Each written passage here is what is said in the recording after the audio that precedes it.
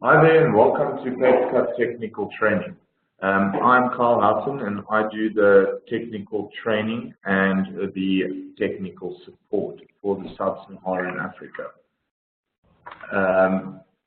As you can see here, I'm running a Windows Server 2012 R2 and we're going to install Papercut MF today.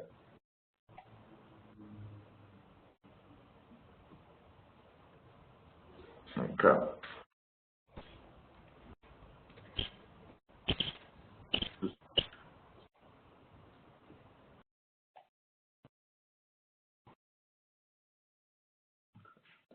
Okay, so as you can see on the screen, you can see that I've got PCMF set up. Okay, it's 17.3.4. Okay, so basically, when you're ready to start, you right-click Run as admin.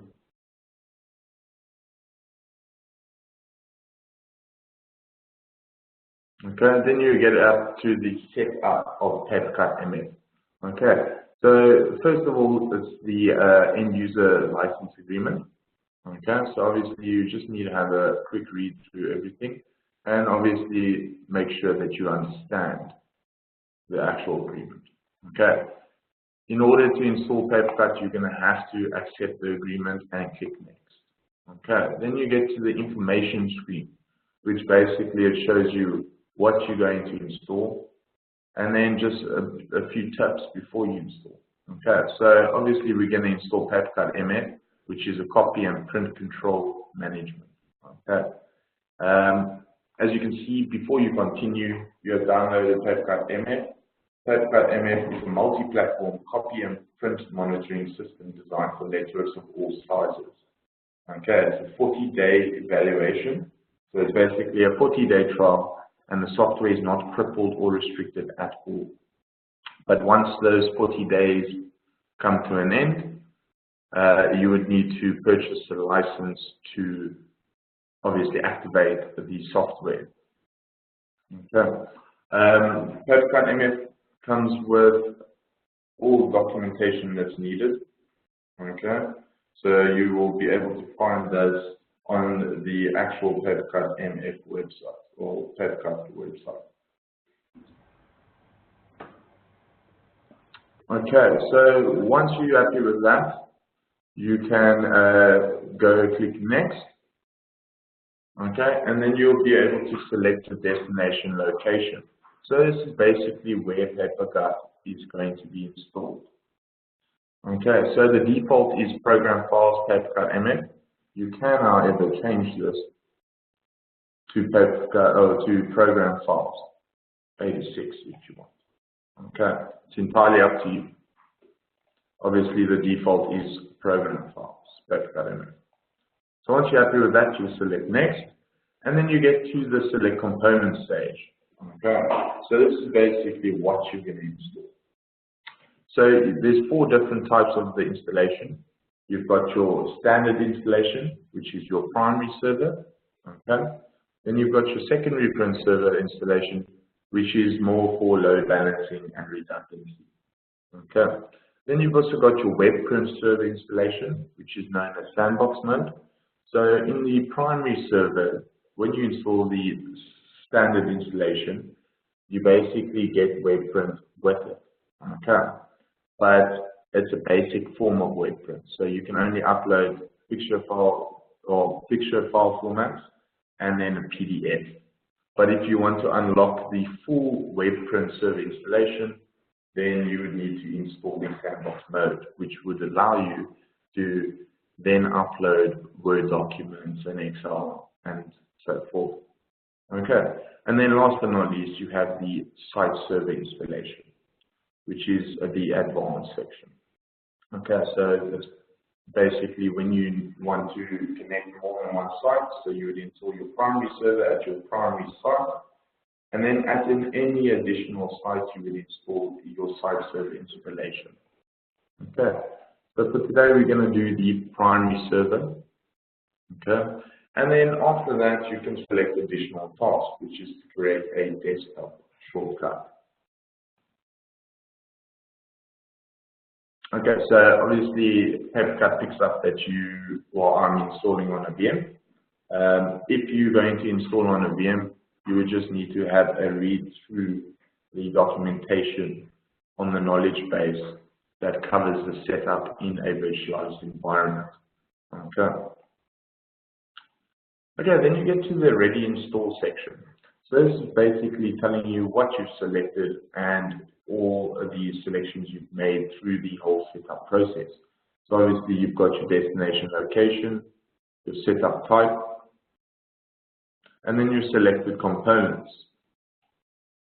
Okay, so those components are selected by the primary server installation file that we've selected.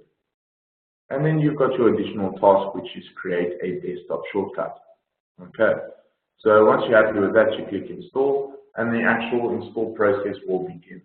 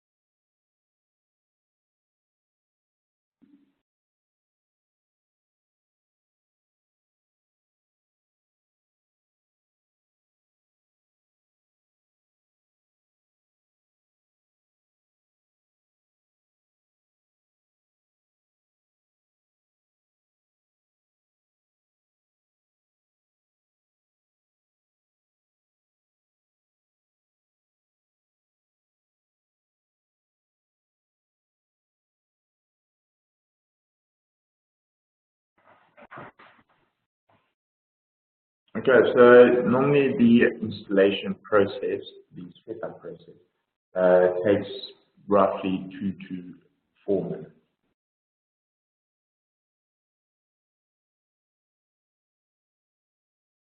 Obviously, on a virtualized environment, it will take a bit longer, as you can see.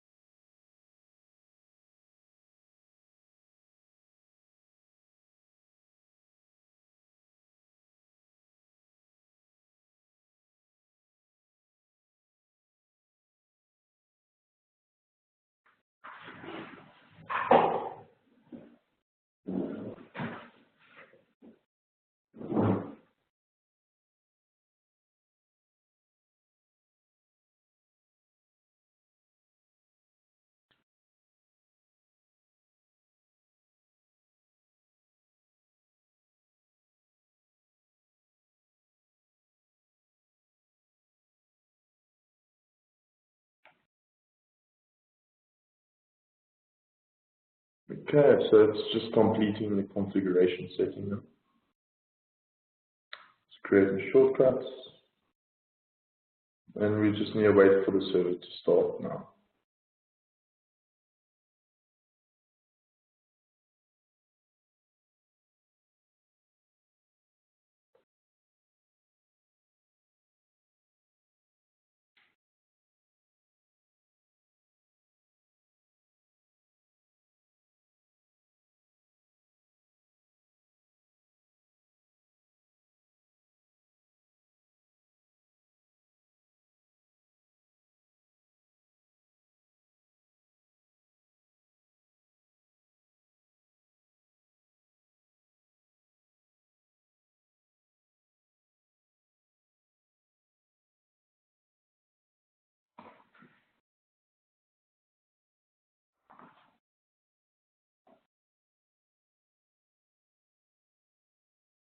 Okay, so it's just configuring the client settings, release station settings, and then the security.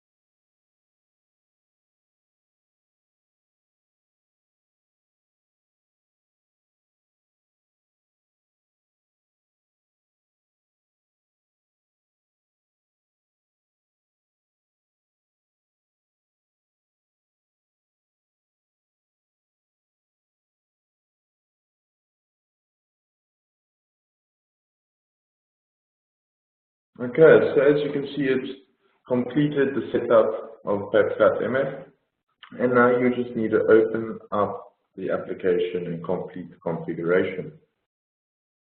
Okay.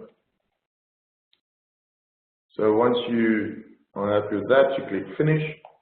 Okay, and then a web page will open with the setup wizard.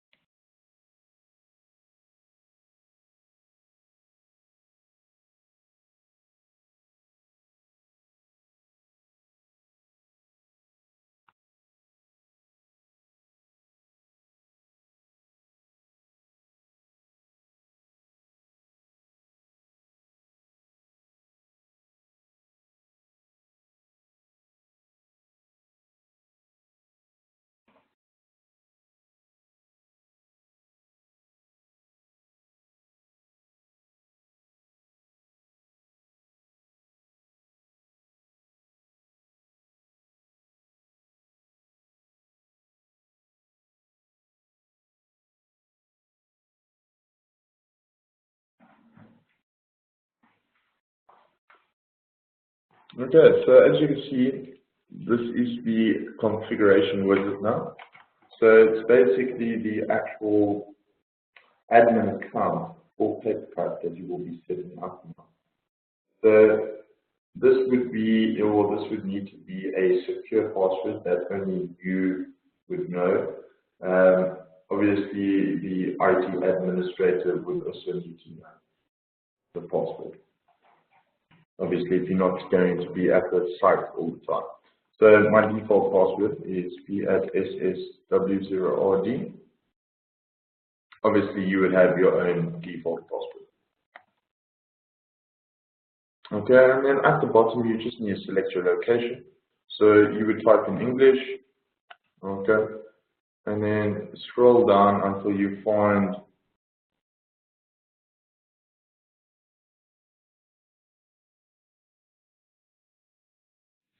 your actual location.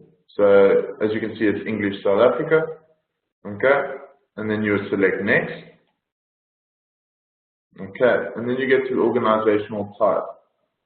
Okay, so as you can see, the organizational type, you've got three different types. You've got your education, which is your schools, schools, colleges, universities.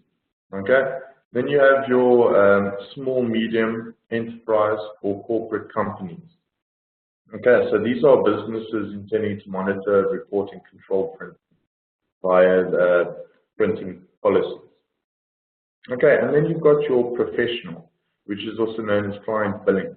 So this is businesses intending to charge back printing to customers or projects via the pop-ups. Okay, so they would charge a shared account and then at the end of the month give that shared account to the client in order to pay. Okay, so this would typically be engineering firms, architects, and legal practices that charge back for printing down. Okay, so for Today we're going to go to the SME corporate. Okay. And once you've made your selection, you click next. Okay, and then you get to your default costs for printing. Okay, so this again is entirely up to you.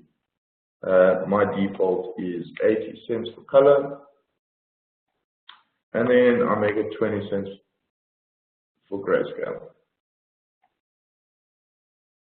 Okay, so once you're happy with that, you click next, and then you get to the user group synchronization.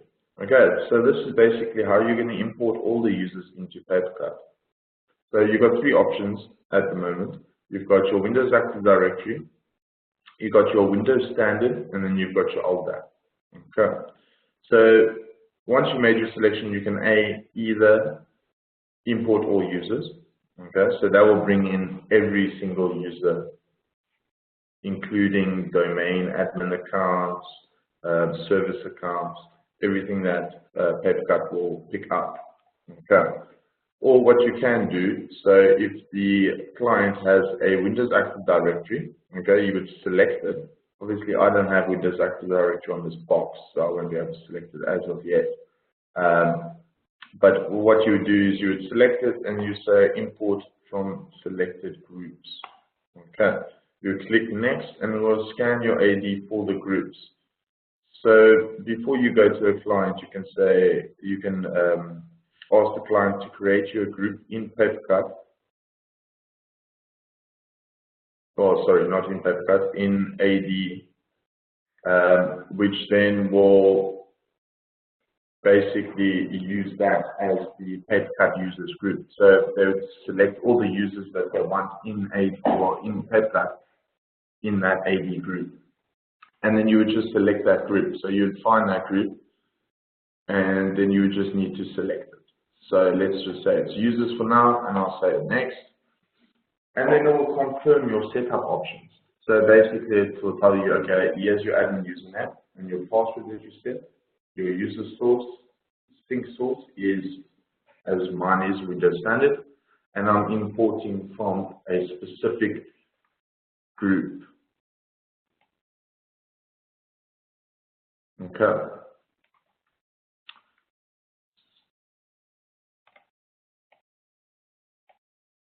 Okay, and then you've got your default color page cost, which is 80 cents, and then your grayscale, which is 20 cents.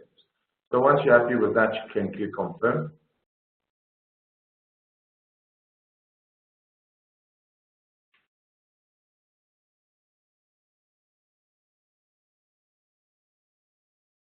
Okay, and then, so as you can see here, the system now contains 2 users. Okay. And the synchronization is complete, and it took 0 seconds. Okay, so once you're happy with that, you click finish, and then you get to the setup process is complete. So your initial settings of Papercut has been completed. Okay, so as you can see there, please uncheck this box if you do not wish to share system usage data with us. Papercut takes your privacy very seriously, and we won't share any of your information with anyone else. All that we use the data for is obviously analytics and to see how much percent of Papercut is actually being used.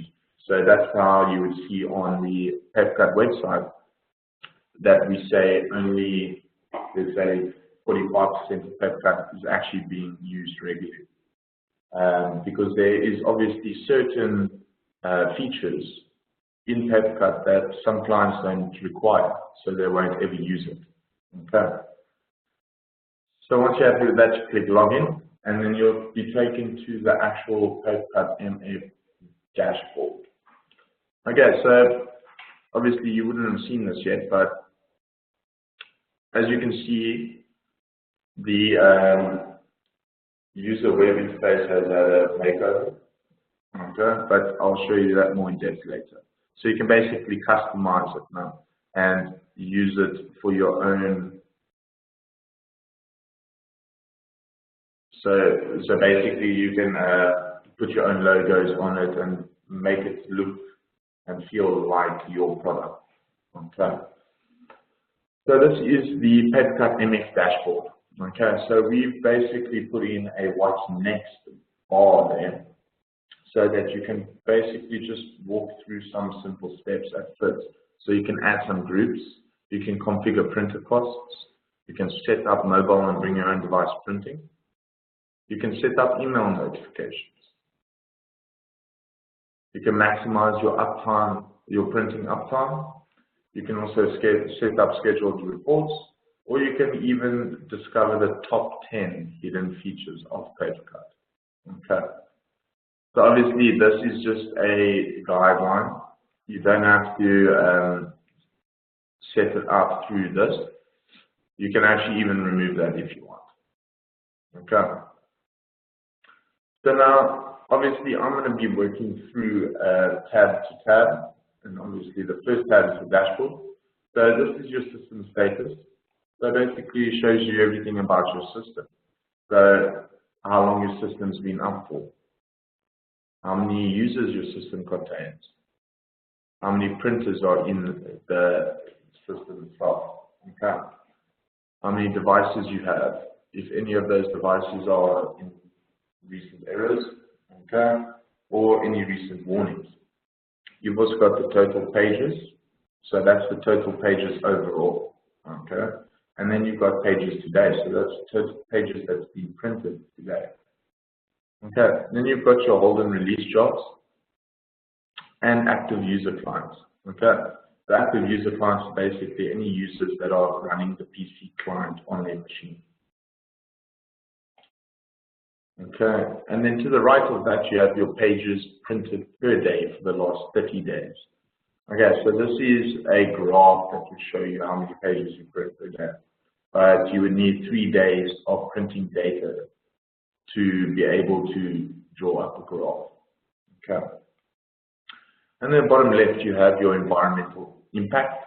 So how much percentage of the tree you've used, how many grams of CO2 you've produced, and the equivalent hours of running a 60-watt bulb. Okay. And on the right of that, you have your printer status. So all your printers that have been pulled into Papercut will be shown here. Okay. So as you can see there, I've got 2 printers. I've got my Brother MFC 7440N printer. And then I've got my Papercut Follow Me Cube, which I will be deleting soon to show you how to recreate your own one. Okay, and on the bottom left you have your news bar. So any new updates, any new releases, anything that's been found. As you can see there, Papercut MF 17.3 maintenance release is now available. Okay. On the right of that, you have your real-time activity monitor. Okay, so this basically monitors everything that happens in Papercut. So as you can see there, the user admin logged into the administration interface. So that's when I obviously logged into the admin portal. Okay, and it added a new printer. It synchronized the users with the groups. Okay, and it created a new scan action, scan to my mail. Okay. Okay, so then we're going to go through the tabs now. So as you can see there, I'm going to go to users. So obviously you've seen that we have 2 users in Papercut at the moment. Okay, so now if you select that specific user, you go into the actual Papercut account.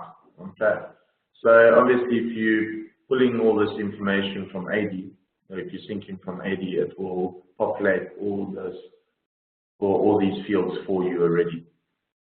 But obviously, if they don't have AD, you would need to populate this for them. So you've got your username, okay, then you've got your full name, your primary email address. You can also add a secondary email address if needed. Your actual home directory. Okay, so once you add that in, you can test it as well. Okay, or you can even enable or disable their printing. Okay, So just remember, if you disable their printing, that's for that specific user only. Okay. So you can disable for the next 10 minutes, 30 minutes, next hour until tomorrow, for a week, 2 weeks, a month, or actually just disable it for indefinitely. Okay. Then you've got your account details as well. So this is your balance of the account. You can adjust this here. Okay, so I can basically just go add 100 Rand. And then once I apply at the bottom, it will make those changes. Okay. And then you have a little bar underneath that's called restricted. Okay, so basically you've got two settings. You've got restricted and then unrestricted. Okay, so restricted is basically when you have 100 Rand and then you go and print, and let's say you've printed a job that's worth 100 Rand. So that job will print out. But any other print job that you send through to the printer will be denied because obviously you don't have enough credit. Okay. Now with the unrestricted user, you can basically print into the minus. Okay. So your balance will basically go in a overdraft, if you would like to call that. Okay, and then underneath that you've got your stats in your history of this user's account. Okay, so the balance history for the authenticated user. As you can see, it will show you the balance and then how many hours or days you've been using it.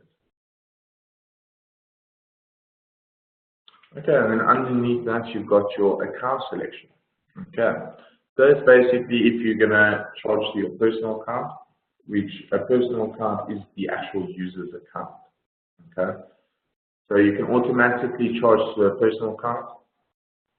You can charge to a personal account with pop-up confirmation. You can automatically charge to a single shared account. Okay. You can show the advanced account selection pop-up. You can show the standard account selection pop-up and then the manager mode pop-up. Okay. So basically the standard account selection pop-up basically pops up and it shows you the accounts that are there. Okay.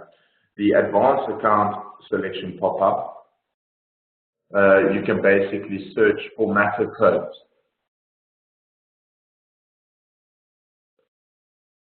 So you can search for matter codes within the pop-up.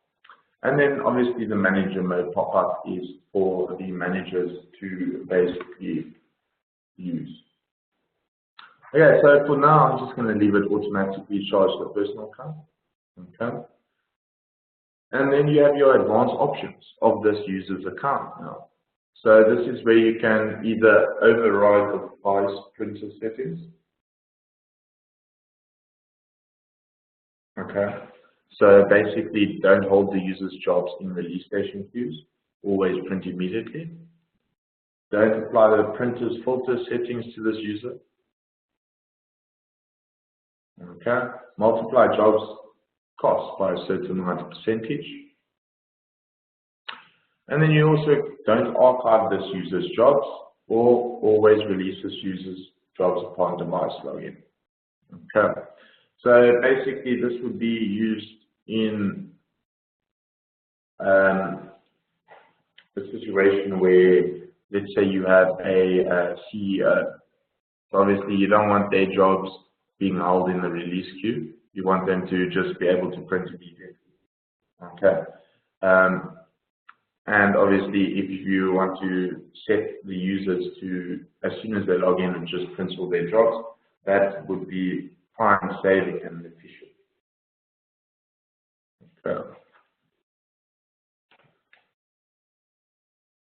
Okay, so you can always allow this user's jobs to be released by others. Okay, or sorry, you allow this user to release jobs printed by others. So it basically creates a delegated print release for this user. So if you have, again, a CEO and he wants his PA to basically print or release his documents for him, you would need to obviously select the user. So if it was PA01 or whatever the user's account name is. Okay. Then you also have an unauthenticated user. So if you make this an unauthenticated user, they will have to enable the pop-up authentication. Okay. And then you've got your other details, which is your department, your office, your card identity numbers, so your primary and secondary. And then you've got your card identity PIN numbers. Okay. So basically your PIN that goes with your ID. And then any additional notes that you have on this specific user. Okay. Okay, so once you're happy with that, you click apply. And then any settings that you've changed will basically be saved now. So as you can go down to account details, you can see that I have 100 Rand in this account now. Okay, so if you go to the top adjustments and charges, again, this is where you can add money to this account. And obviously just the adjustment to apply.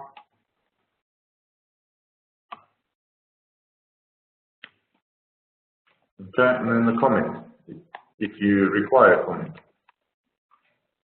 And you click apply. And now the balance is 1,000 Rand. Okay. And then if you go to the next tab, you can see your transactional history. So as you can see, I gave that account 100 Rand first, and then I gave it another 900 Rand.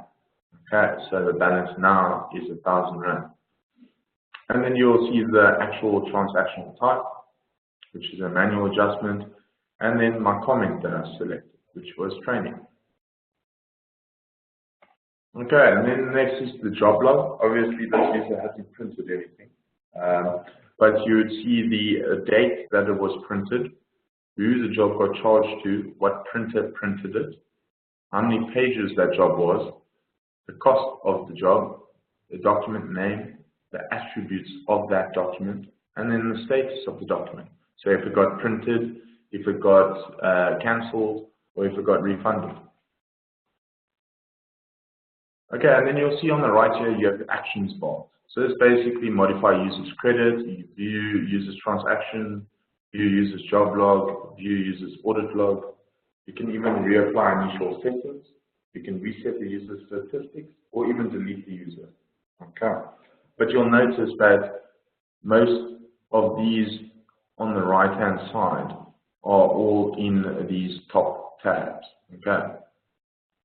So as you can see, adjustments and charges, transactional history, job log, and so forth. So then we go back to users now. Okay, and then on the right of that, you'll see the actions for the overall users. Okay, so just so that I can show you this quick. So if you need to basically change your setting on all of the users in the environment, and let's say there's 1,000 users, you don't really want to go one by one. So what you would do is you would find a common denominator. So let's say you haven't added any credit to any of the users. So you can basically choose, okay, so users in this group, which is all users. So all users is basically the same as the everyone group in Windows. Okay. And you select and whose balance is equal to 0. So obviously if all the users have 0 balance, then you can obviously define that. Okay. So this is basically who you're selecting. Okay. And then after that, it's basically what you want to change. So obviously I need to adjust the credit by 1,000. Okay. Training. Okay, and then you can also change settings of this user's accounts. Okay, so you can change restriction to restricted or unrestricted. You can change their overdraft, so use a default overdraft or actually use a individual overdraft. You're going to change the account selection settings, so charge to a personal account, charge to a shared account, enable the standard pop-up, the advanced pop-up or the manager mode pop-up. Okay, or you can change the advanced user settings. So if you want to override the printed device settings, you can change this user to release jobs printed by others. So delegate the print release. You can change unauthenticated user status. So if the users are unauthenticated, you can change them back to authenticated, or vice versa. You can also enable or disable their printing. Okay, so if you want to disable all the printing for all the users for an hour, you basically select it, and then you go for disable for the next hour. Okay, and then you can also generate new card identity numbers. Okay, obviously your primary and secondary you can do. You can also reset the counters or reapply initial settings of the users. Okay, or you can permanently delete the users you have. Okay, so once you're happy with the selection you've made, you click OK. So now if I push F5, as you can see, they both have 1,000 Rand now. Okay. So on the right of that, you have your export and print PDF. So it's basically, this will export a list of your user accounts in a PDF format. Okay. Then you've also got your user printing summary for the last 30 days report. Okay. And then you've also got your batch import. So basically, this would be where you get your users from. So if you don't sync from, let's say, Active Directory, you can basically do a batch import, which is used to obviously create new users or update the details of existing users. Okay. You would need to, so if, as you can see there, it says select file, but underneath that it says more information. Papercut basically has done that for most of the tricky configuration settings. So they basically give you a more information bar there that you can click on, and it will take you to a local host web page to the menu. Okay. So as you can see, a batch import and update user data. So you would basically put it in a CSV file. So 1A would be username, 1B would be the credit balance, 1C would be restricted or not. But obviously, as you can see here, the username, as you can see, the first one is mandatory. Everything else is optional. So you can basically just put in the username. Okay. And then once you've done your whole list, you'd basically save that as a text file, but a tab delimited format text file.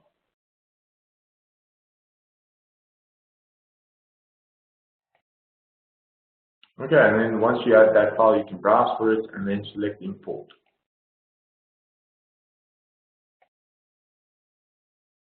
Okay, now we're going to move to groups. Okay, so you have your all users groups. Again, it's basically the same as the everyone group in Windows. So now you can basically import new groups if you need to. So let's say guests. And now I have two groups now. Okay, so now if I go into the all users groups, obviously this all user group is being used as an initial group. Okay, so any new users will go into this group and take the settings that this group gives them. So you can do a quota scheduling. Okay, so basically you can do a daily, weekly, monthly, or even a custom date. Okay, then you need to select your schedule amount, so 100 Rand a day, and then select only allow accumulation up to a certain amount. So if you wanted to say you only want the user to have 1,000 Rand a week, and even if they don't print, they won't get more than 1,000 Rand. Okay, so if they start at January, and they say, okay, you guys have a monthly limit of 1,000 rand to print, and a user goes off on leave for a month and comes back, you will still only have 1,000 rand. You won't have 2,000 rand because of the new schedule, because obviously you've selected only allow accumulation up to 1,000. Okay, and then at the bottom you can see your new user settings. So this defines the initial credit, if they're initially restricted or not, their account selection settings, okay, and then if they actually want to override the device settings again, as I've shown you before. Okay, and then once you're happy with everything, you would click apply, and then that will be saved successfully. Okay, so on the right of that you can add and remove groups, you can do bulk use actions for groups, okay, and then you've got your group print summary for the last 30 days. So again, it's a PDF report for the group print summary. Okay, then we can move to accounts. So I'm basically going to go on the right here, it says create new account. So I'm going to just create a new account quickly. So we'll call this Alpha.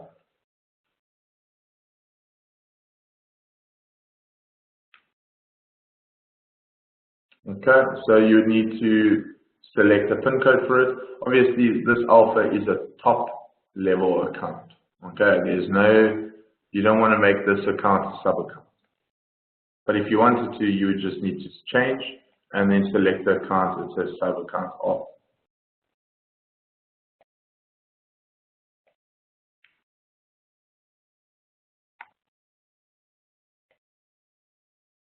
Okay, so you give it a PIN code, and then you select the balance and give it a balance. Okay, and then you can also restrict the use of this account when balance drops to 0. So as soon as it gets to 0, you won't be able to use this account. Okay, and again, you can enable or disable for the next amount of time.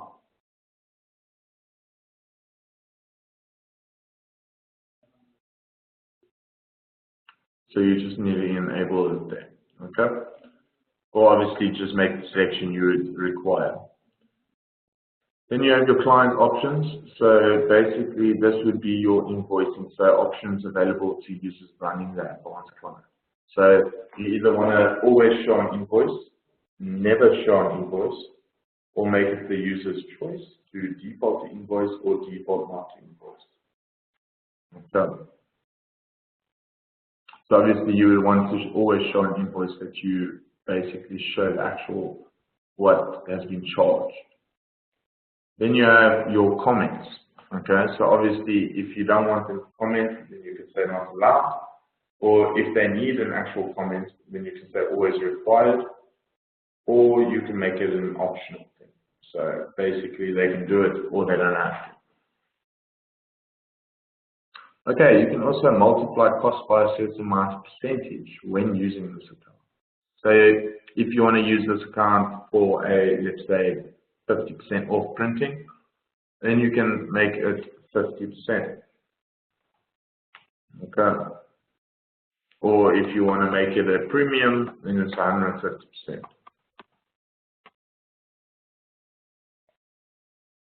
Okay, then you've got your quota scheduling for the account itself. So again, if you want to schedule a daily, weekly, monthly, or custom, and then the schedule amount, and then only allow accumulation up to a certain amount of money. Okay, and once you're happy with that, you click apply, and now, as you can see, my Alpha account is created. So now if we go into that account, you will be able to see that all of the settings are still the same. Okay, and then you'll go through the different tabs, adjustments and charges. Okay, now you've got your security tab. So now this is basically who has access to use this account, to use this shared account. Okay, so now I'll just select all users and add. Now everyone in Papercut has access to this account. Okay, then we go on to the right. oh sorry, just 1 second. You can also add specific users. So if you know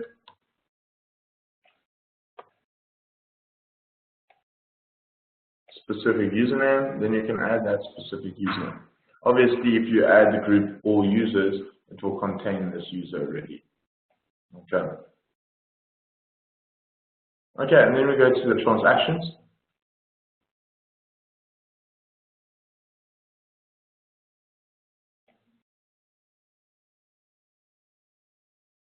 Okay. Obviously, it will show you the transactional date, where who it was transacted by, the amount, and then the balance after. And then what transaction type was it? So if it was a manual or automatic. And then obviously if you have an additional comment, the comment will be shown there.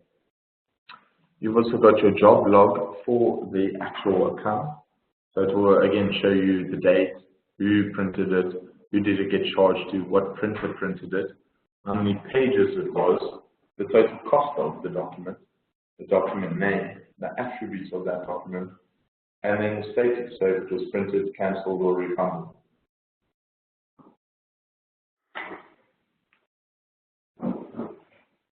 Okay, so then on the right you can see you can delete this account, you can create a new account, you can do bulk account actions, you can do a batch import, you can modify the balance, you can do access and security, you can view the recent transactions, view the job log, or actually get an invoice report, again in a PDF format.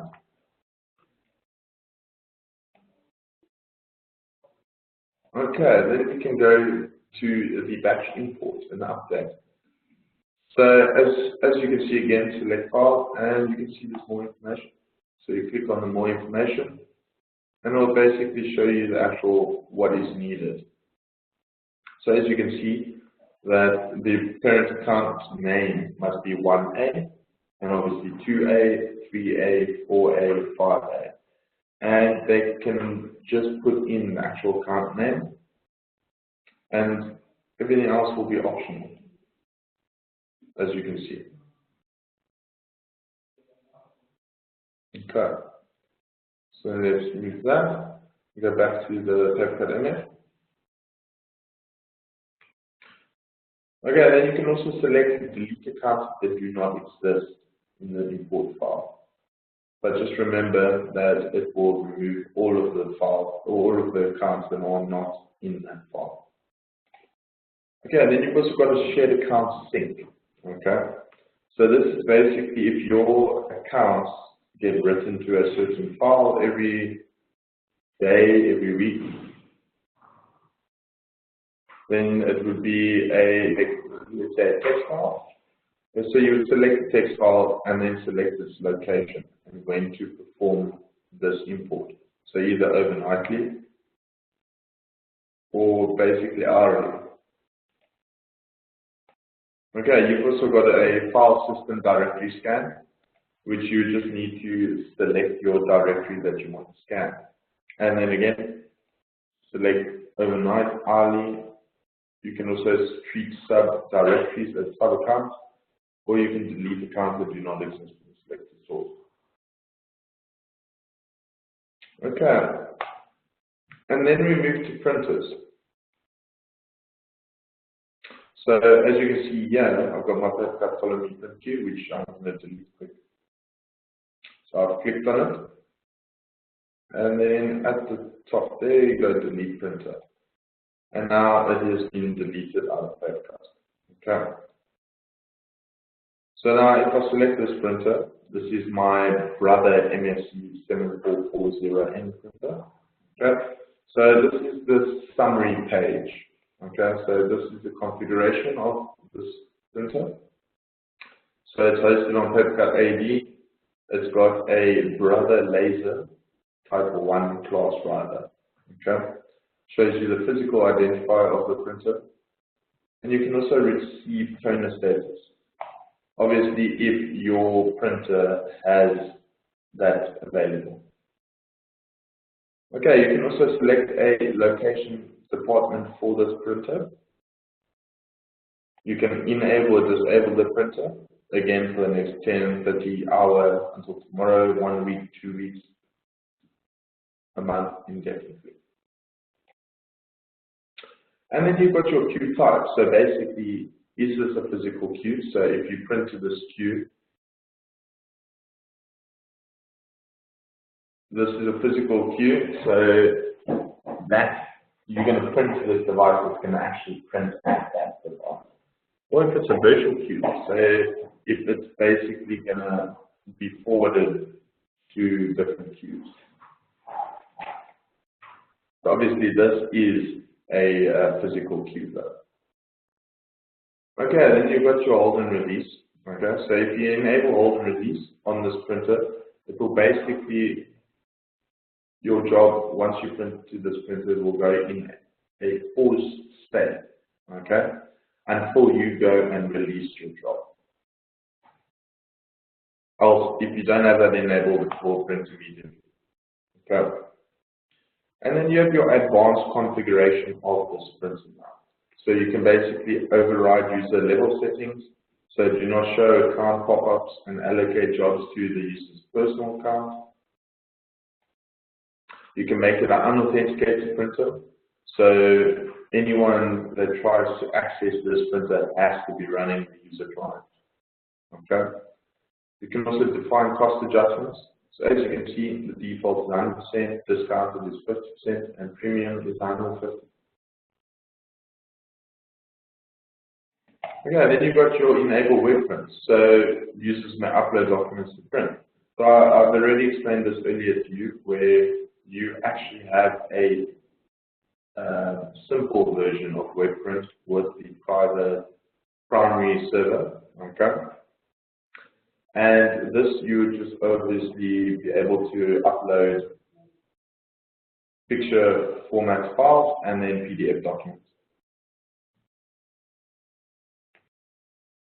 Okay, you can also hide document names for the jobs in this queue.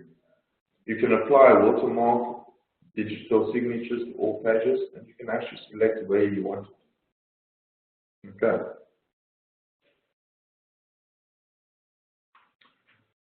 You can also validate page count after checking, after printing, sorry.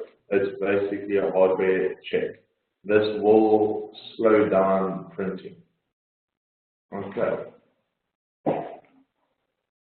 So as you can see there, when a difference in the page count is detected, you would need to show differences in the log status, but do not adjust, or apply differences and adjust print costs automatically. So either you can just make it do it automatically, or you can just make it see that you can just show differences in the log, but do not adjust. Okay.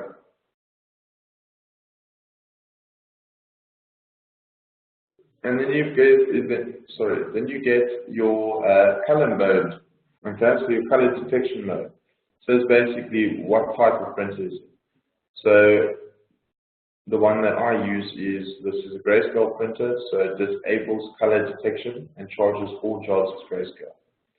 Obviously because it is a black and white printer. Okay. You can also have it as this is a color printer, you use standard detection. This is a color printer, you use page level detection. So once the job actually gets to the machine, it will decide then. Okay, then you've got your use history. So basically, how many pages you've printed over how many days for this printer.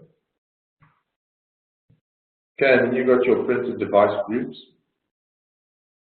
So you could have laser groups, inkjet groups, so forth.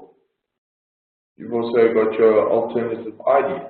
Okay, so you can give the printer alternative ID so it can be used to quickly find a printer within many parts of the application. Okay, and then you got failure mode. Okay, so this is basically what happens when your print server goes down, or the link between Papercut and your print servers go down. So you can either allow new print jobs to print but do not log. You can allow new print jobs to print and log after reconnection. Or you can do not allow new print jobs to print but hold and wait for reconnection. So obviously you want to make sure that your client has at the least downtime that can be managed. Okay. So basically you would allow new print jobs to print and log after reconnection, because then you would still be able to print to that printer, but it will only just log the actual print log after the connection comes back up. Okay, and then any additional notes on this printer itself. Okay, and then you've got your charging. So basically, there's 6 different types of charging.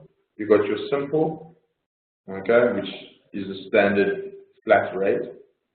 You've got your standard. You've got by paper size categories, by paper sizes, by paper length, and then by paper area. Okay. Obviously, the default is standard. Okay, then you've got your filters and restrictions, okay, of this printer. So basically, you can convert to grayscale, so convert the color jobs to grayscale for all users. You can convert simplex to duplex for all users. Or you can do specific groups. Okay, then you've got your restriction scope. So basically it specifies how filters should be applied. So only apply filter restrictions to restricted users. So if you untick that, it will apply this filter restriction to everyone. Okay. Obviously, if you just want to apply it to restricted users, then you would tick that box. Okay.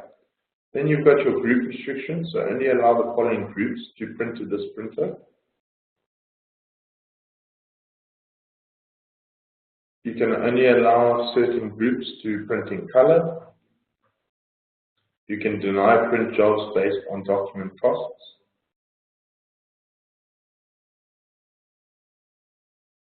You can deny print jobs based on the number of pages they're printed. So a minimum of, let's say, 1, maximum of 20. You can deny print jobs based on copy count, so you can only do a maximum of 20 copies. You can deny print jobs based on duplex mode, so only allow duplex documents or only allow simplex documents. You can deny print jobs based on color mode, so only allow grayscale documents or only allow color documents. Okay, then you've also got deny print jobs based on document name or extension. Okay, so if you want to add that and you go wedding, from a party, from a friends. No. Yeah, it's fine. Okay, so now if a person prints, okay, and the document name contains any of this, it will be denied. Okay, so that goes for .doc, comma, .word, .pdf, .jpeg, anything really. But you just need to obviously specify the extensions, and then after each specific document that you basically want to deny, you would need to put in a comma and then specify the next one, comma, specify the next one. Okay, and then you can only allow the following paper sizes to be printed. So if you only want to allow, let's say, A4, you would only select A4. Okay. Okay, then you've got your spool size as well. So you can deny print jobs with a spool size larger than 100,000 KB. That again is entirely up to you. Then you've got your duplicate documents. So deny duplicate documents printed within a certain 1 second. So basically I put this as 10 seconds because you have that user that prints and then thinks the job hasn't gone through and then just tries to print again. So Papercut will then deny that user.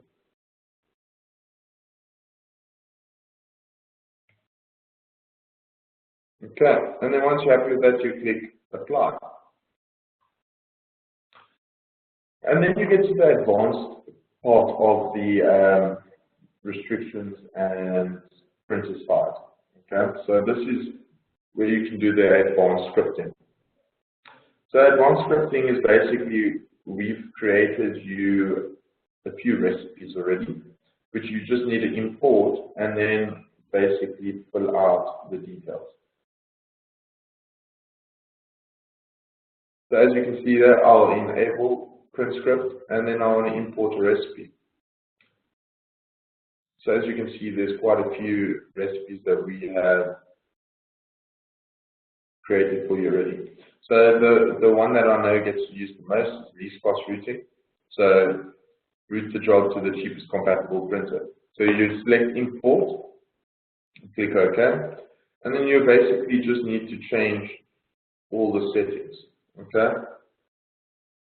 So obviously it would be the server and then what printer it is.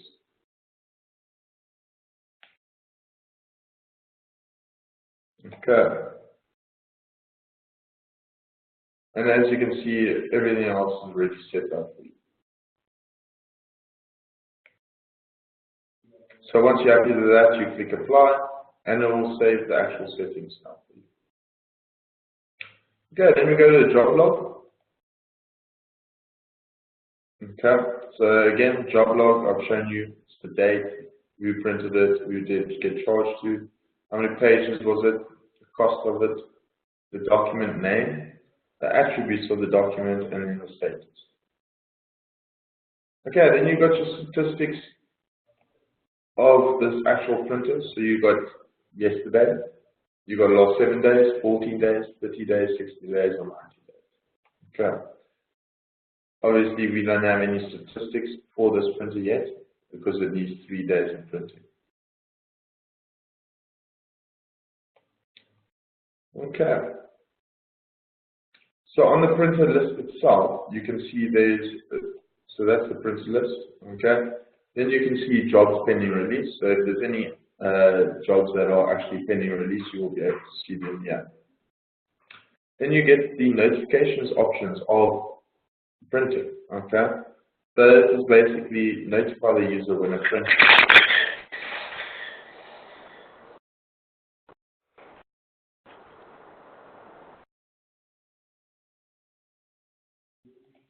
So obviously this is when a user gets denied because they don't have enough credit, or if notify the user when a print job is denied by an external account source.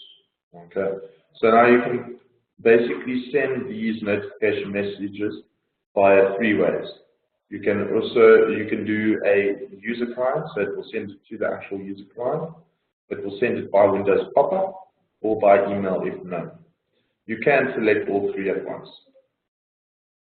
So basically the user will get 3 pop-ups. Okay, so as you can see, there's quite a few here. So when a print is denied because they have printing disabled, they don't have the group level access to control,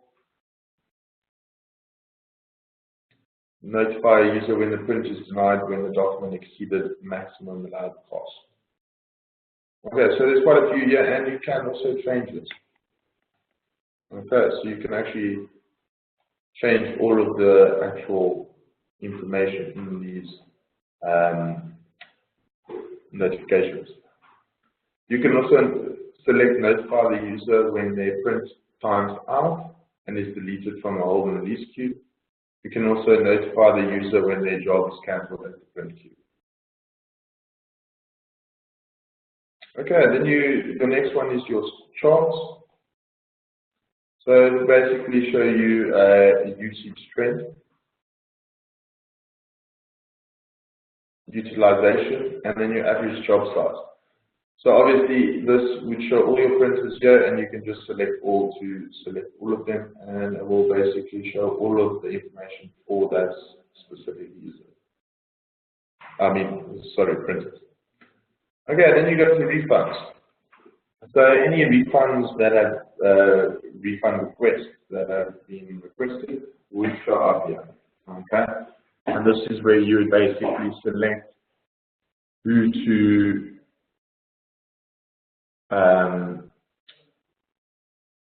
approve the refund or deny the refund.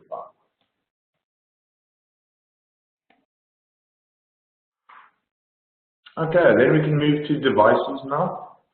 Just 1 second before we go through there. So as you can see here, this is my brother MSC printer, and I've enabled web print on it when I changed the settings earlier. Okay, so this is where your external device list would be situated. So basically what that means is the embedded application that's been installed on the device.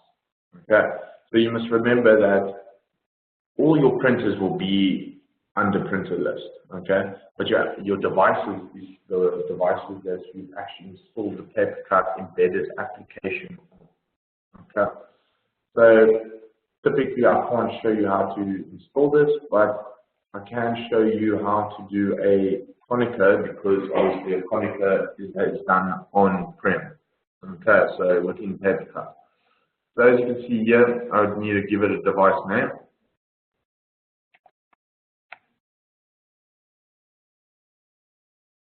Okay, location,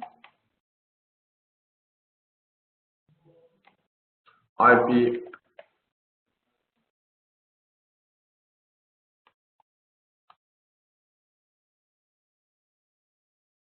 and then the admin username and password. And then what functions I want. So I want to track and control copying, scanning, faxing, and I want to enable print release. And I want to be able to send it to the brother MSC printer. And I'll click OK. And then it'll basically start setting it up for me. So obviously this printer won't work though.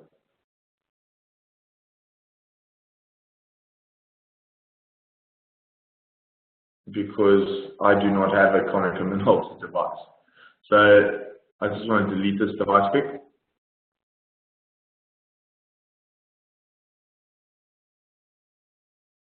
Okay, so now if you go back there, so you just need to find your selection. So as I can see here, Samsung. As you can see, device of type Samsung are not created here. They are registered at the device.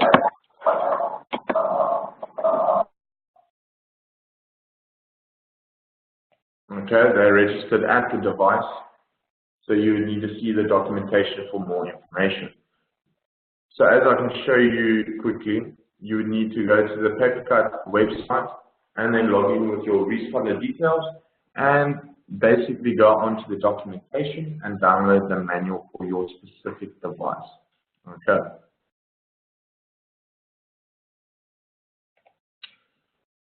And then on the right of that, you've got your scan actions. Okay, so this is where you basically create your scan to email or scan to folder. Okay, so as you can see, scan to my email is already been set up.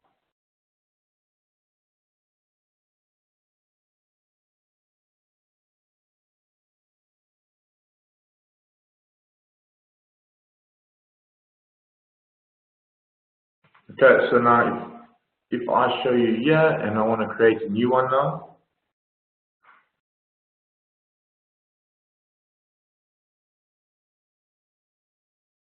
okay, and obviously scan to email has been set up already, so I would basically go scan to folder and then give it a name.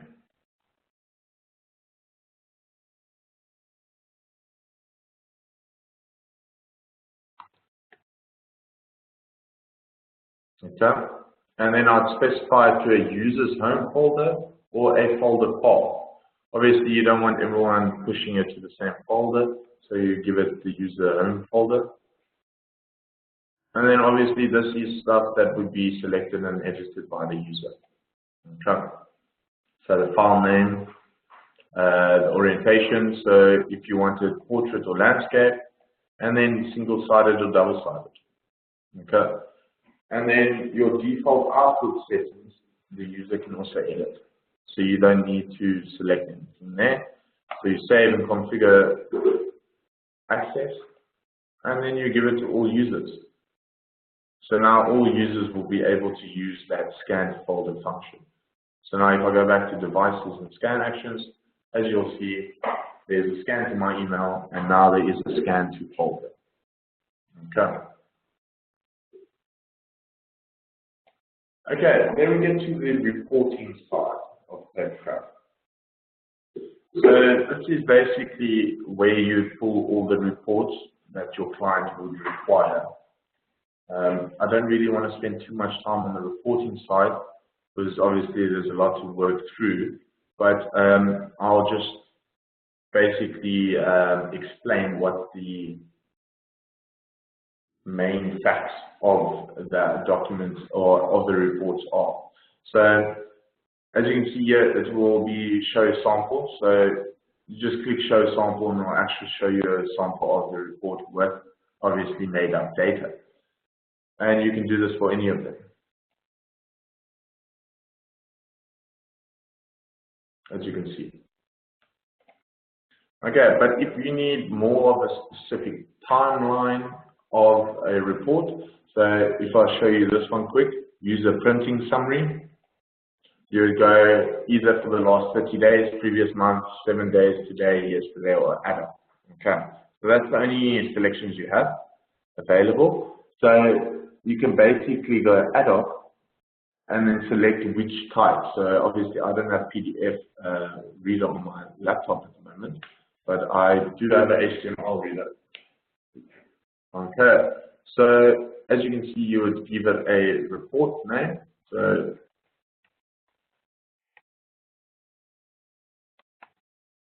okay, and then you can select what date you want. So you can go from 2000 if you want.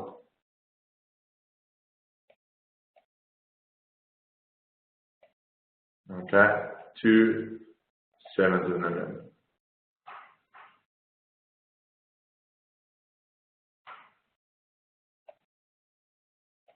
Okay, and then basically with the reporting side of things, you'll notice that either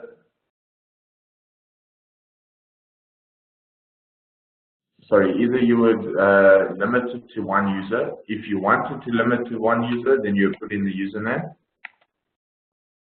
or you leave blank to include all users. Okay, so most of it, as you can see, leave blank to include all. So you will leave everything blank except for where you need to specify certain things of your actual report that you need to specifically have there. So obviously I would just leave everything blank because I want to include everything. And then at the bottom you select what type of report you want and you click run. And now it will run that report again.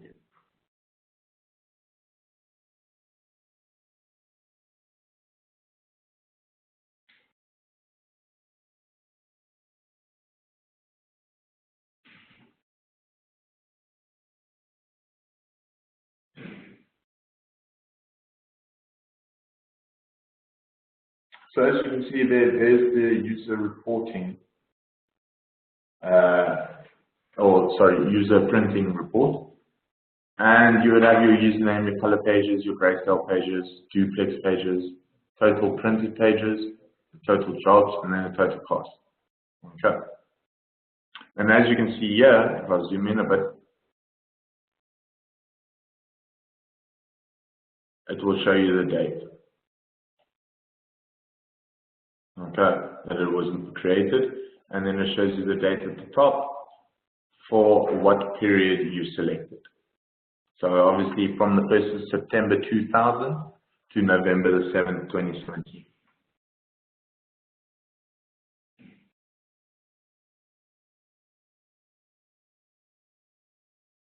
Okay.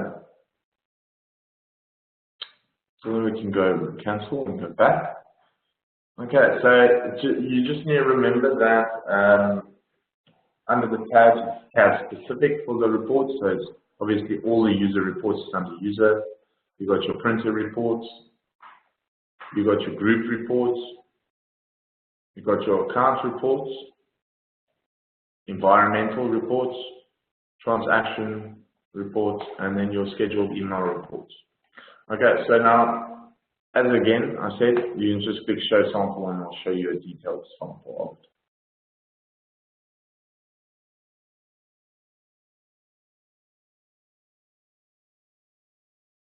Okay, and then you obviously have your three types, which is your PDF, your HTML, and then your CSV.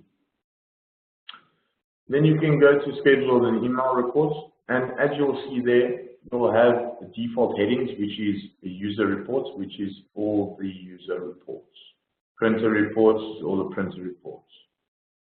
So it's got all the specific reports that you can see in each tab in one section here.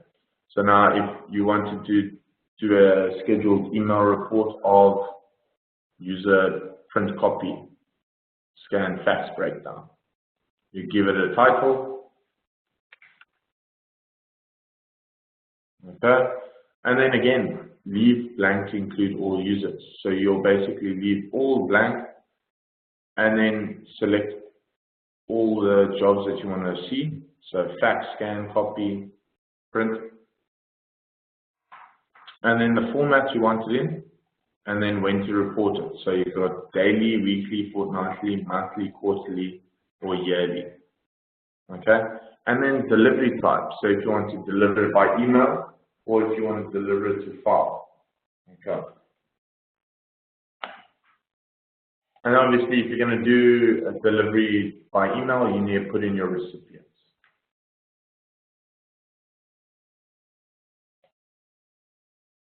Okay, now we go to the options. So this is basically where you will be making all the changes in Papercut. Okay. So now, as you can see there, this is the general options of Papercut. So this is more to do with the user features at the moment. Okay. So initially, what page do you want to be displayed when the user successfully logs into Papercut? Okay, so you can show environmental impact information. You can allow users to see rates and costs. You can allow users to view balance information. Allow users to transfer funds to each other. So obviously with me, I don't let the users transfer funds to each other. Obviously, if you're in an environment where they need to transfer funds to each other, then you can allow that. You can even enable the use of top-up and prepaid cards. You can allow users to view whole jobs via the end-user interface. Only allow users in certain groups to view whole jobs. And then obviously users have permission to release their own jobs. You can also enable the release all and cancel all buttons. Okay. You can allow users to view release all jobs via the mobile print release. You can allow users to view shared account balances. Allow users to change their card identity number. Allow users to view their card identity number. Allow them to change their card ID PIN. You can allow users to request refunds. You can auto approve request refunds for users in certain groups. You can add custom links to the user web navigation menu. So you can basically select that and then add your company's link in there. Okay. And you can allow Remember Me functionality for mobile print release and mobile client login. Okay, then you've also got your print archiving. Okay, so print archiving allows administrators to preview and later retrieve print log content. So basically it takes a snapshot of what you've printed, okay, and it will keep that snapshot in the actual job log. Okay. Obviously, if you have users printing thousands of documents a day, thousands of jobs a day, you would need a massive amount of space to typically handle the space requirement.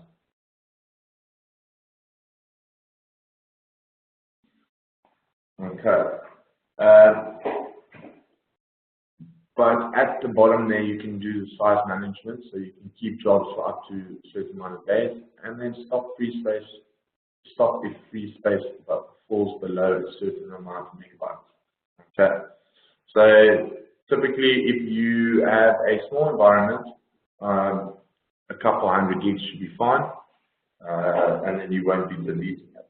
But if you have a massive environment, you'll probably need closer to a terabyte. Okay.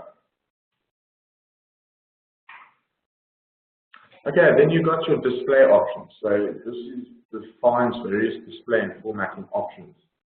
Okay. So this is your currency sign. So you can display the currency sign. You can use a custom currency sign. You can even change the number of decimal places. Okay. So obviously, I know that Botswana uses a capital P as their currency sign. So it's the puller. So you just need to select that, and then obviously capital P, and then if it's before or after the number.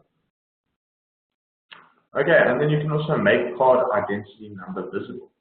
Okay, and then you can also select your location, and then number of records to display per page. Okay. Okay, you can even enable custom printer fields. So it basically defines custom printer fields and metadata of that printer. Okay, then you've got your account options. So you've got your default overdraft limit for restricted users and accounts. Okay, you can also make shared account PIN codes visible, and then access rules defined on shared account security tab apply to selection from list, or both PIN code and selection from list. Okay, that's entirely up to you. And then you can also have the most recent used accounts to show at the top when they are printing. Okay, so you can make that 2, you can make that 5, you can make that 6. It's entirely up to you again. Okay, then you also got your hold and release queue settings. So if you have a hold and release queue manager, so basically someone that's going to be sitting there by the print release station all the time to release everyone's jobs, then you would select an IP or a username name. Okay, and then you also got your allowed release station IP addresses, so you can put specific IP addresses that are able to release jobs. Okay, then you can also you can basically delete all jobs if not released after a certain amount of minutes.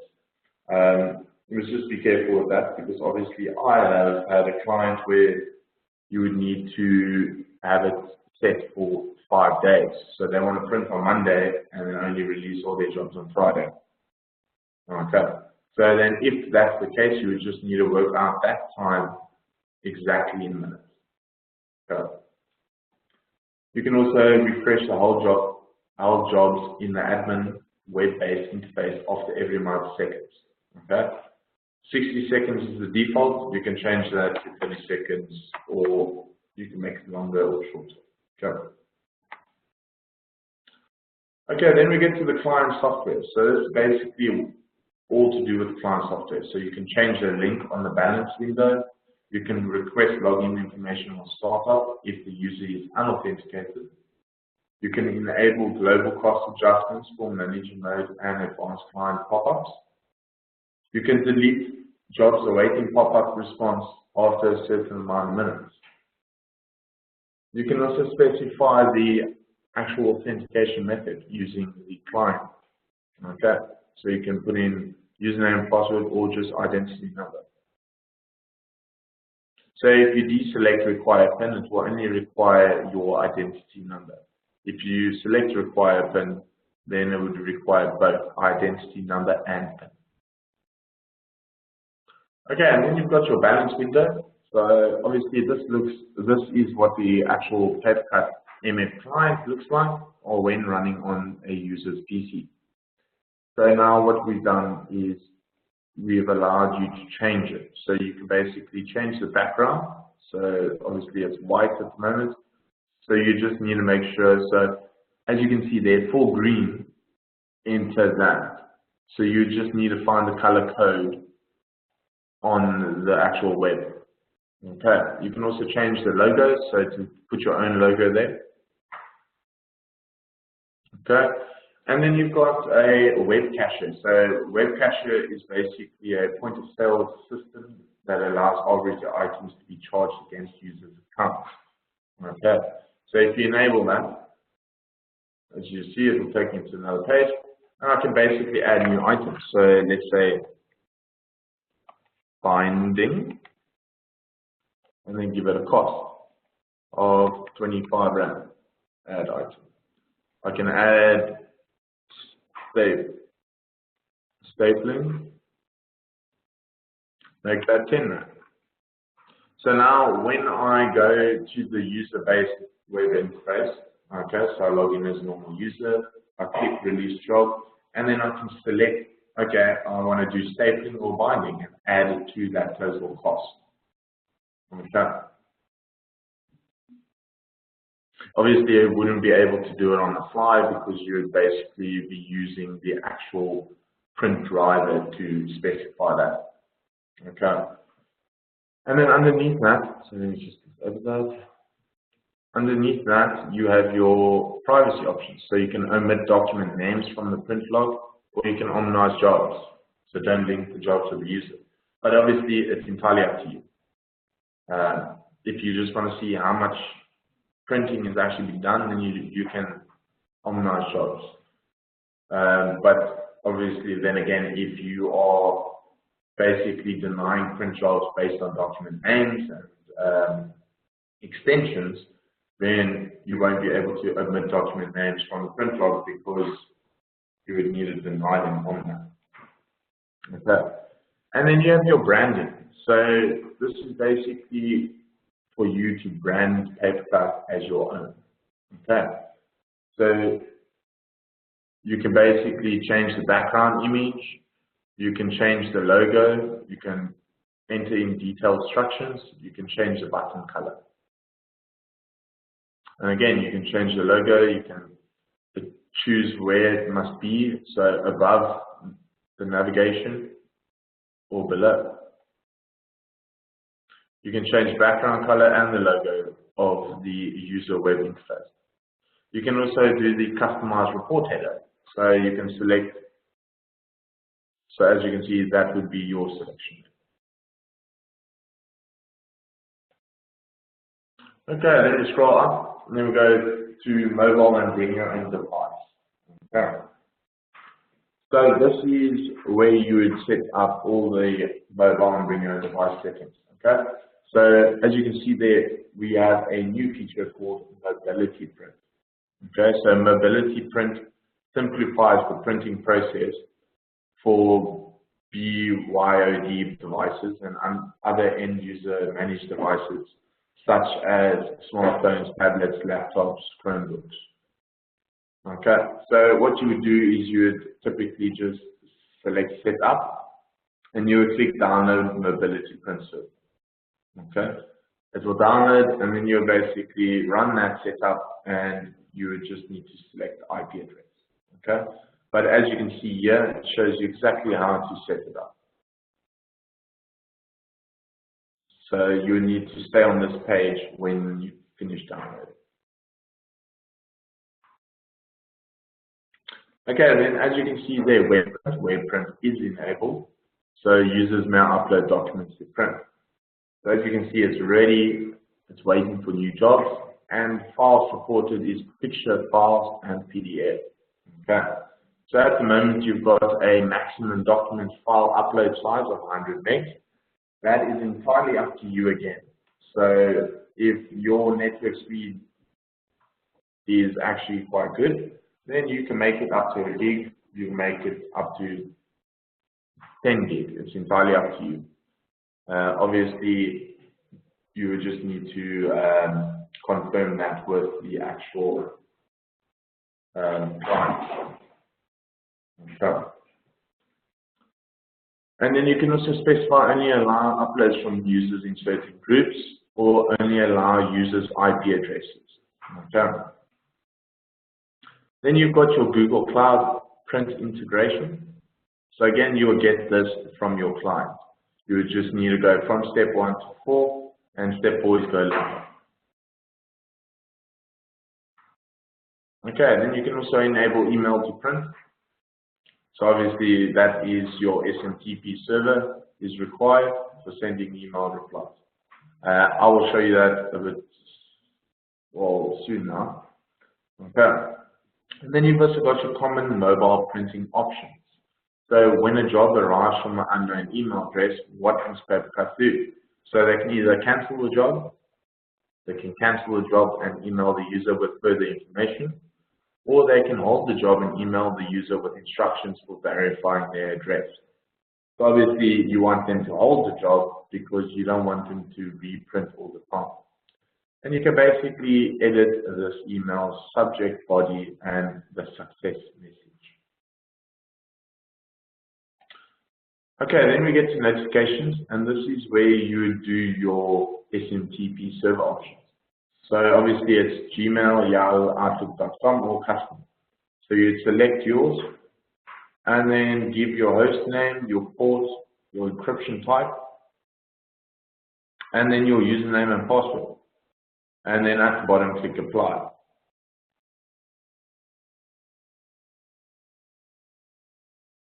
Okay, and then you've got your email options. So if all your users' email addresses match in the same pattern, so like their username at abc.com, then you can basically use an email suffix to bold email addresses.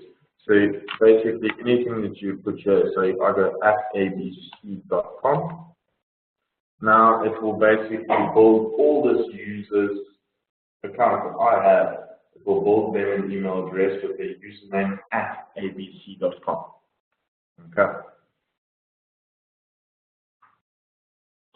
Okay, then you can also send Win pop-up notifications to computer instead of user. That is if the computer is known. Okay. You've also got your low balance notification. So notify restricted users when their credit drops below 0. So you can basically just select enable and then where to send it to. So to the user client, to the user, or by Windows pop-up, or by email if known.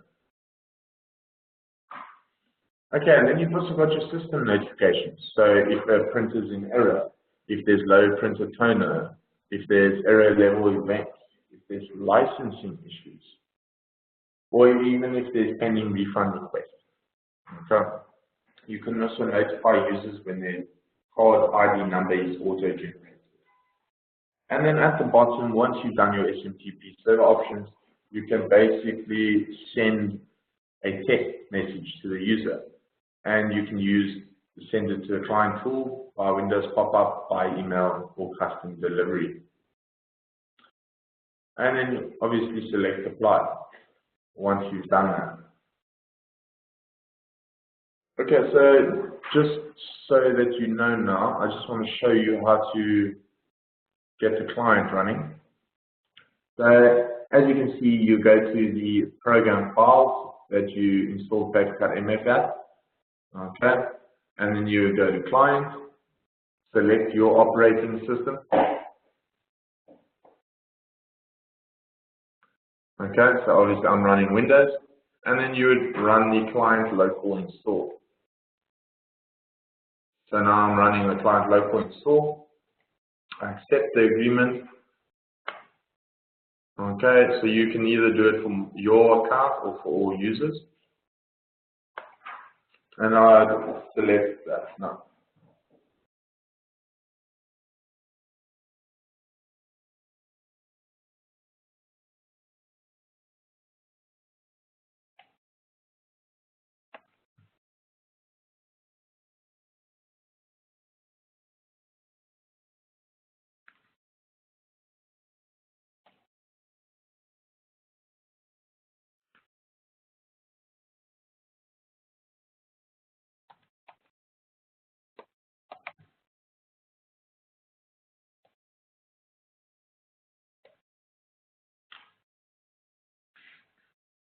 So obviously my account hasn't been created yet. So I just need a print to this printer so that it can basically create me an account. That is set by default at the print on demand. So user demand creation on demand. So now if I go back here and I go to users, so at the bottom here you can see on demand user creation. So when the user does not exist in Papercut, create the user on demand. So that basically means as soon as that user prints, it will create them an account.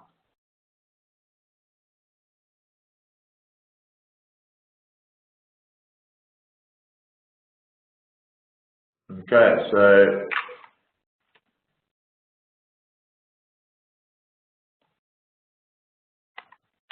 hopefully my account's created. Yes, it is. Okay, so now if I go back to users, you'll see that now I have an administrator account in there that I've just created.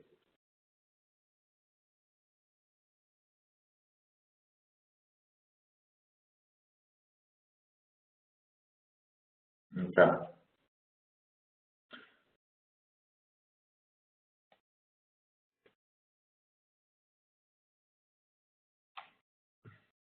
So now if I go back to the notifications at the bottom, and now I'll send this user to first admin administrator.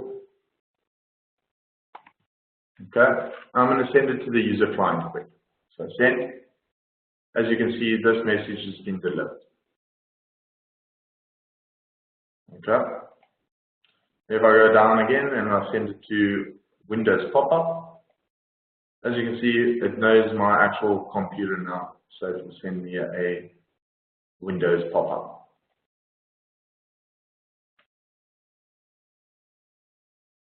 Okay. So now I'll go back to the user group sync. So now, as you can see here on the top right, if I show you that is the client that's running on the user's PC now. Okay. So obviously this is my account, and if I click details, it will take me to the login screen.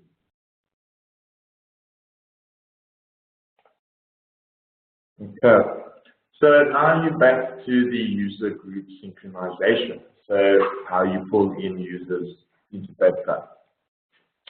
So as you see, this is the specific settings that we originally decided on when we did the initial install.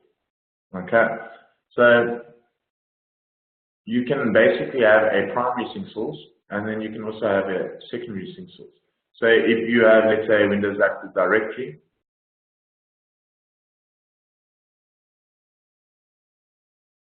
okay, so let's just say you have Windows Active Directory, and then you have a standard Unix or Open Directory. So you can put in your old app server address, and then all your information that goes with it, and you can sync as well. Okay, so you can sync more than one at a time. And then obviously at the bottom, you need to just select update user's full name, email, home directory, department, and office when synchronizing. You import new users and update details overnight. So every night at 11:59:59 seconds, Papercut runs an initial sync, and it will pull in any new users that are in those selected sync sources. Okay. You can also delete users that do not exist in the selected sync source, but that is only on Synchronize Now. So if I click that and then click Synchronize Now, it will basically delete any users that are not in that specific file. Okay. Okay, and then you've got your on-demand user creation, which I've shown you already. Okay. And then you've got enable internal users. Okay. So basically, this is what you could use for guest accounts, and only the admins can create the guest accounts. Okay. So you basically give it a name, guest test 1. Okay, and then you can create them.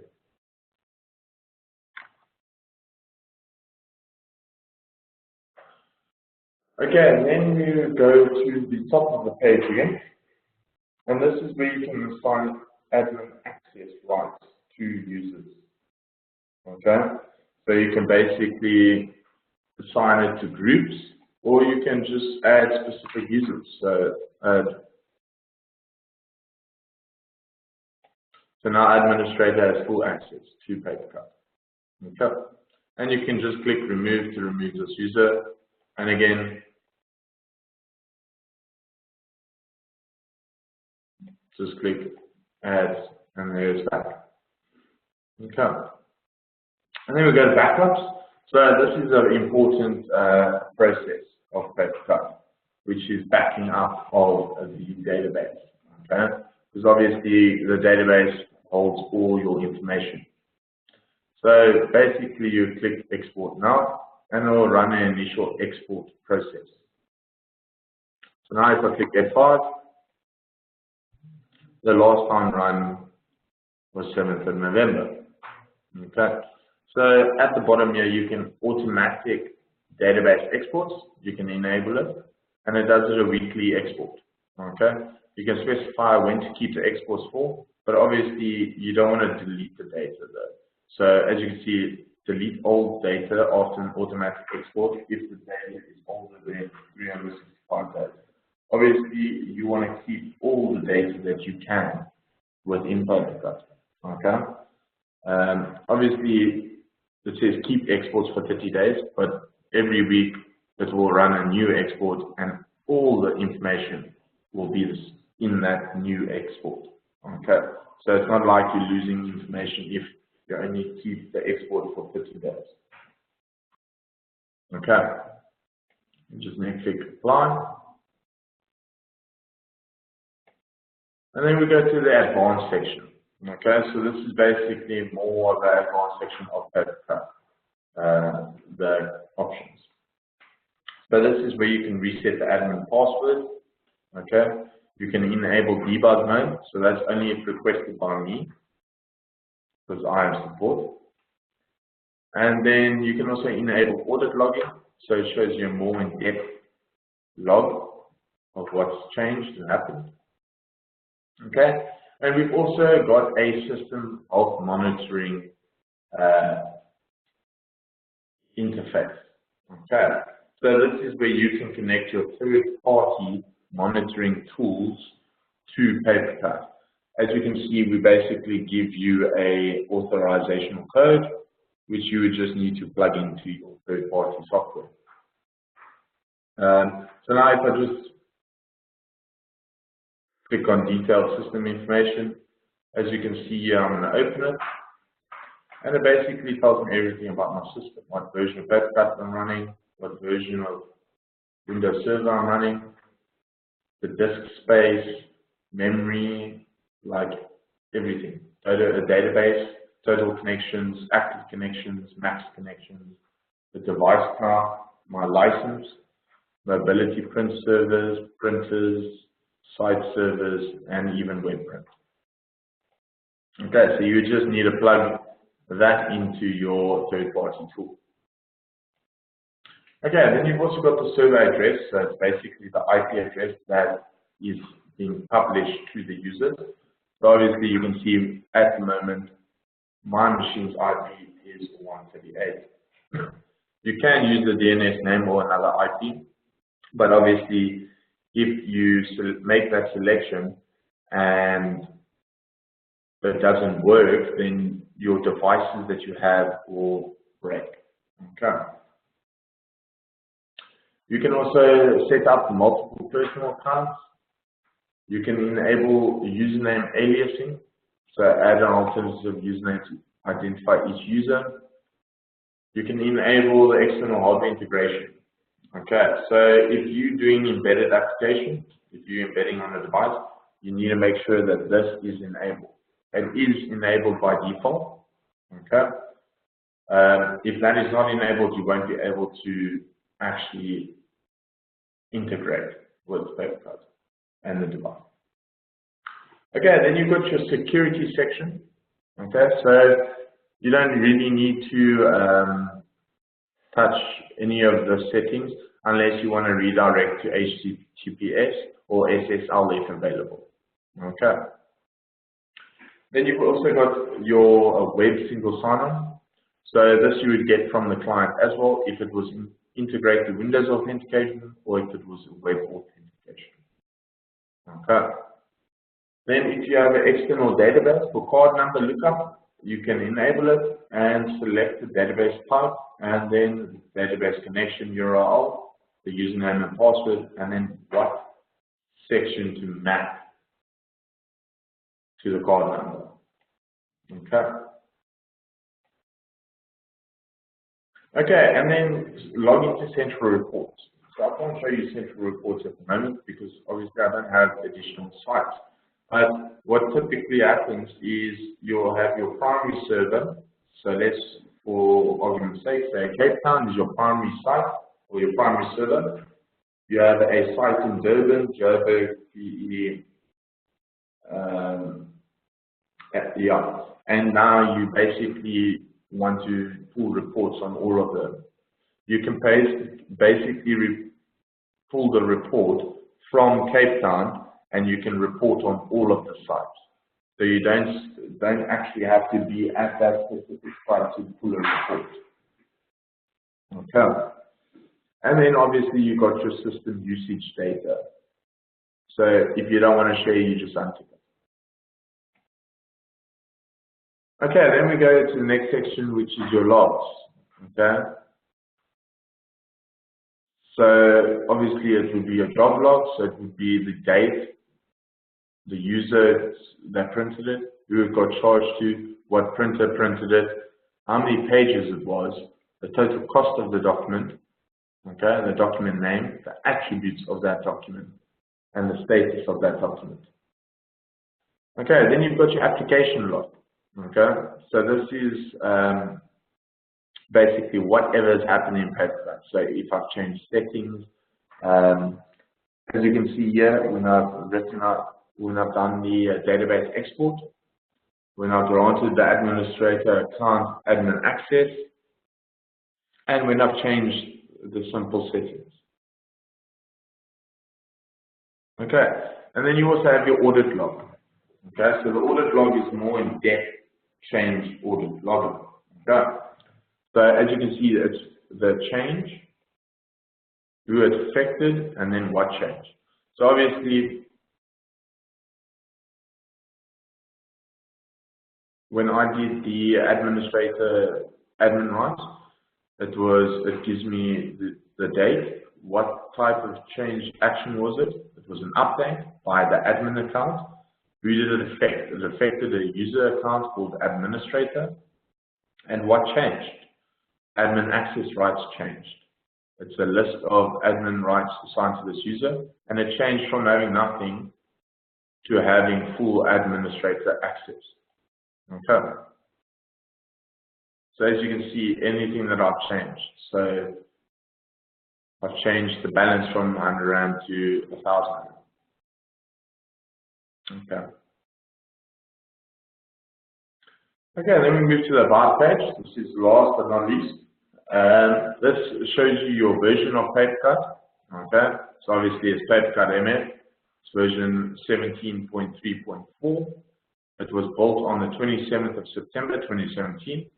And then you've got your system information. So operating system is Windows Server 2012 R2. It's got 2 CPU cores.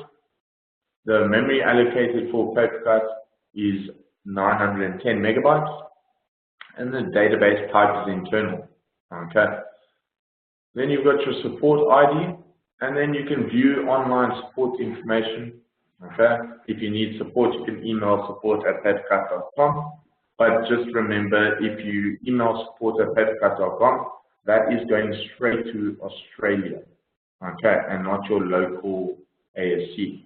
So you need to obviously specify an email to me. If you need support, you would need to obviously email me, which would be carl@symbiosis.it. Okay, and you can also view the knowledge base, or you can check for updates.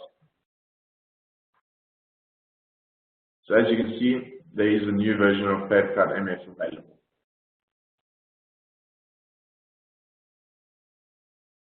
Okay, then you've got your product news. So anything that basically is new in Papercut will be shown here.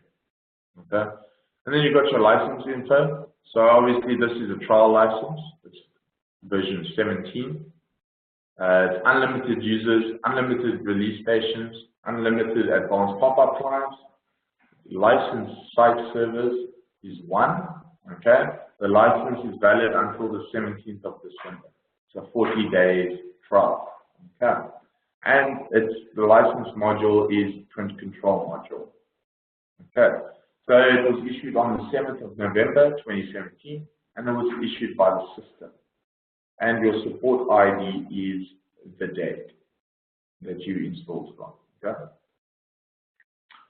and then you have your database size statistics. So this would be only shown after a week of data. So the statistics are updated weekly. Okay, and then you've got your license file. Okay, so once you are happy with Papercut MF and they purchase a license, you download that license to either a USB or to the actual device or the server, and you browse for that file, double click on it, install it, and it will apply your license. Okay, so I've got 2 more things to show you before we conclude the Papercut technical training. So the first one is the printer, the Follow Me Queue. Okay, so basically how you would do this, so let me just delete this one. So how you would do this now is you would go select Add Printer. You select the printer that I want isn't listed. Okay, and you add a local printer or network printer with manual settings. You select Create New Port and create a Papercut TCP IP port. Okay, and then give it a printer name. So obviously this is going to be my Follow Me.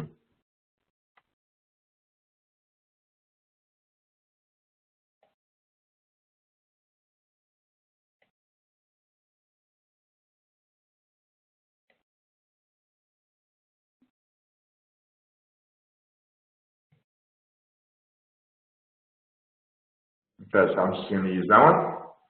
And I'll select Next. And then I would need to select the driver. So now I will go to Have Disk. And I'll browse to my Papercut MF folder. Okay, so there it is. And you go Providers. And you would go Print. Drivers, Global, Windows, PC Global, PC Global. Click OK. And that is the latest Papercut Global PostScript driver. Once you have that, you select Next and you replace the current driver and you give the printer a name. So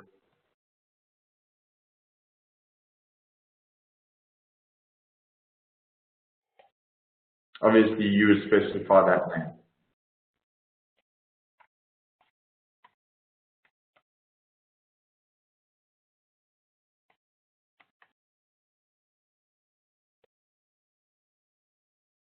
Okay, you select Next and you click Finish.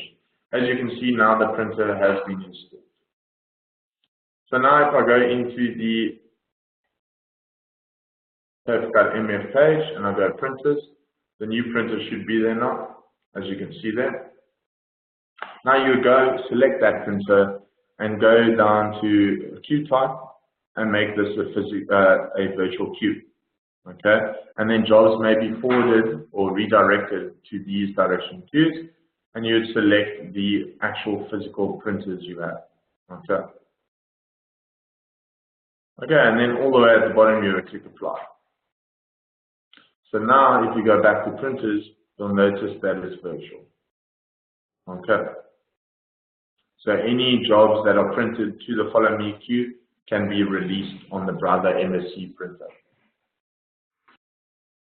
Okay, and then the last thing that I wanted to show you quickly is the advanced client. Okay, so now, as you can see, let me just get it up. I'm running the client now. Okay, so now if I go to my users now, and I select that administrator account that I'm using here, and I go down to the account selection. So now I want to go to the advanced account selection pop-up and click apply. Okay, so now if I print,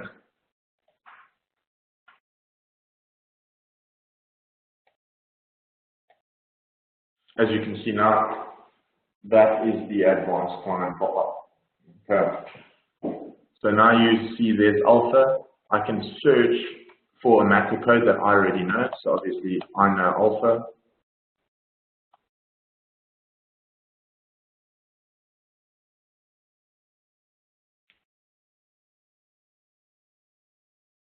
Okay.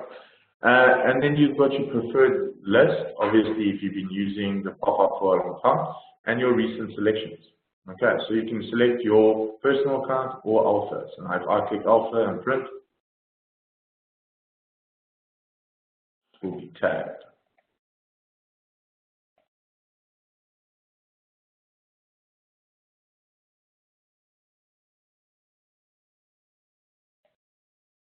So as you can see there, I've printed with the user account administrator, got charged to the alpha account, okay, and it was printed on the Brother MSC printer. It was one page, it was a grayscale page that cost 20 cents, and you can see the document name was untitled notepad, and then the attributes of the document, and then it was printed.